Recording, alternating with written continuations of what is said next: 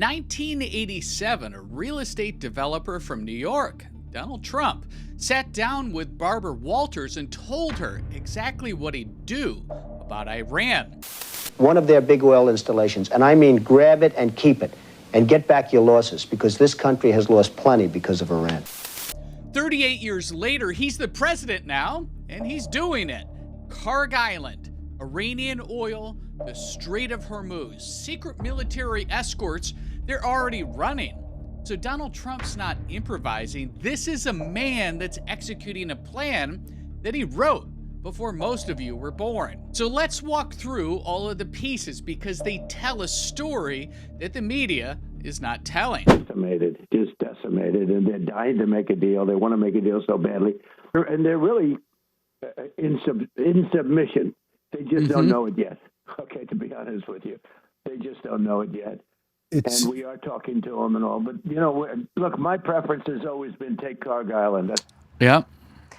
Meanwhile, new video from Zencam shows U.S. forces firing Hellfire missiles at tankers trying to move Iranian oil. It's the third ship disabled this week as the U.S. continues to squeeze Tehran's economy. Now, here's where it gets interesting because everyone's treating this like a Trump outburst, like a threat or some kind of impulsive behavior.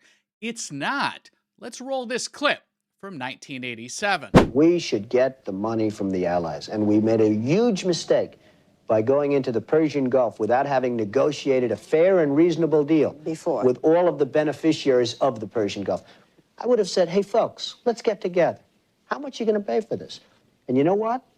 Give you a little secret, Barbara. They'll pay a ransom.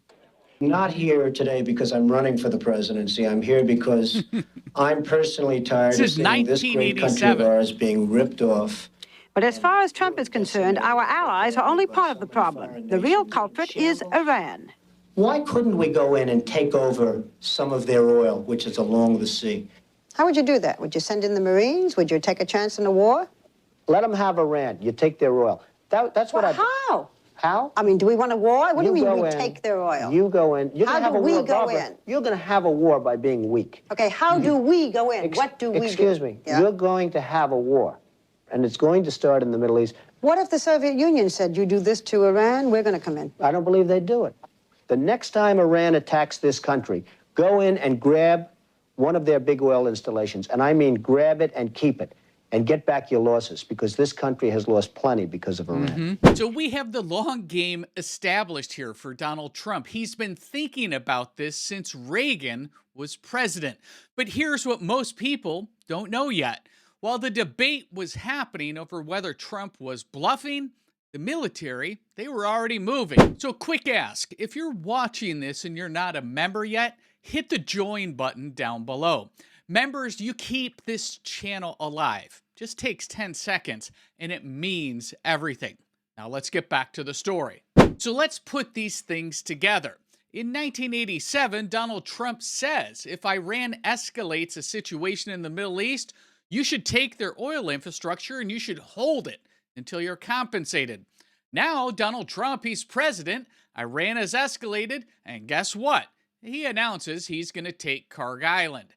And while the announcement is still being debated, all of these secret military escorts, well, they're already running through the Strait of Hormuz. That sequencing, that matters, because what it tells you is that the public statements are the last thing that happens, not the first. By the time Donald Trump is on camera saying, we're taking Kharg Island, the planning is already done. The orders were already written, and the military is already moving.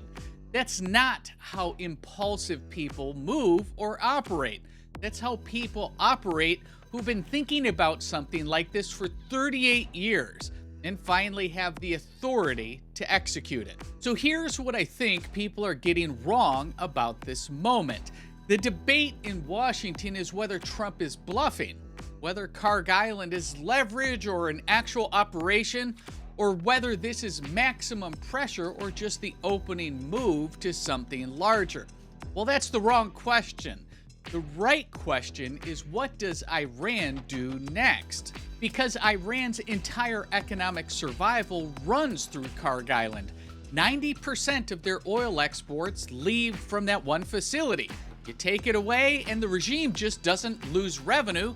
It loses the ability to fund Hezbollah, Hamas, and the Houthis all simultaneously.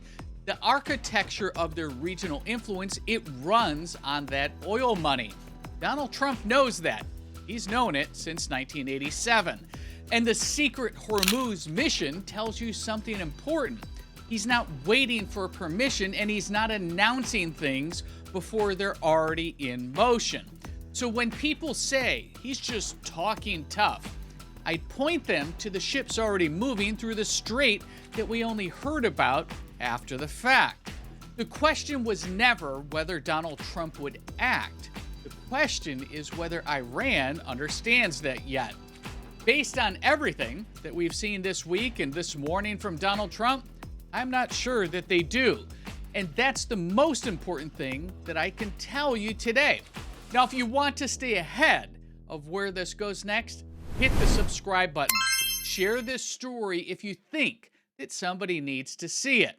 I'll see you next time. Be sure to like and subscribe to The Chris Locke Show for the latest America First news, conservative commentary, and the stories that mainstream media refuses to cover. These two videos right up here, they're going to be next. Pick your favorite. I'll see you over there.